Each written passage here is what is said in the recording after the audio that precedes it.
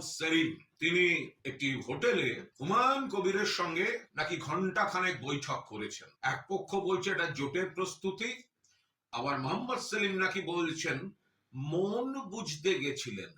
প্রথম প্রথম প্রেমে পড়েছেন নাকি মন বুঝতে গেছিলেন? আসলে এই সিপিএম এর রাজ্য সম্পাদক এখন দেউলিয়া রাজনীতির ভিক্ষাপাত্র হাতে এবাড়ি ও বাড়ি সে বাড়ি ঘুরছেন।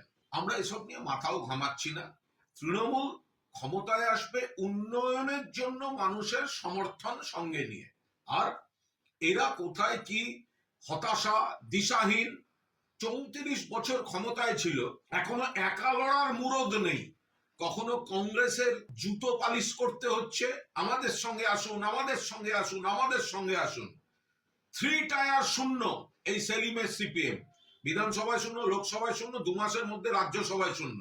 আর দেউলিয়া রাজনীতির ভিক্ষাপাত্র হাতে বাড়ি বাড়ি যাচ্ছেন, হুমায়ুন কবিরের কাছে গেছেন। হুমায়ুন কবিরকে এ বিষয়ে আমি কোনো মন্তব্যই করব না। উনি কোণঠাসা অবস্থায় আছেন, উনি তো চাইবেন কেউ না কেউ আসুন, উনি তো প্রকাশ্যে বলছেন। কিন্তু সিপিএম এর এই যে দ্বিচারিতার রাজনীতি, মুখে নাকি বামফ্রন্ট, মুখে নাকি সিপিএম ফিরছে। আরে যে সব লোকগুলো লাল ঝান্ডা নিয়ে শহীদ মিনারে 2-1টা মিটিং করতে যায়, তারাই তো বাড়ি এসে বিজেপিকে এতদিন ভোট দিয়ে এসছে।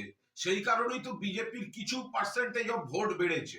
আর মোহাম্মদ সেলিম কখনো কংগ্রেসকে আমাদের সঙ্গে আসুন, তৈরি হন। আরে আপনার পার্টির ক্ষমতা নেই, আপনি কিসের রাজ্য সম্পাদক? 200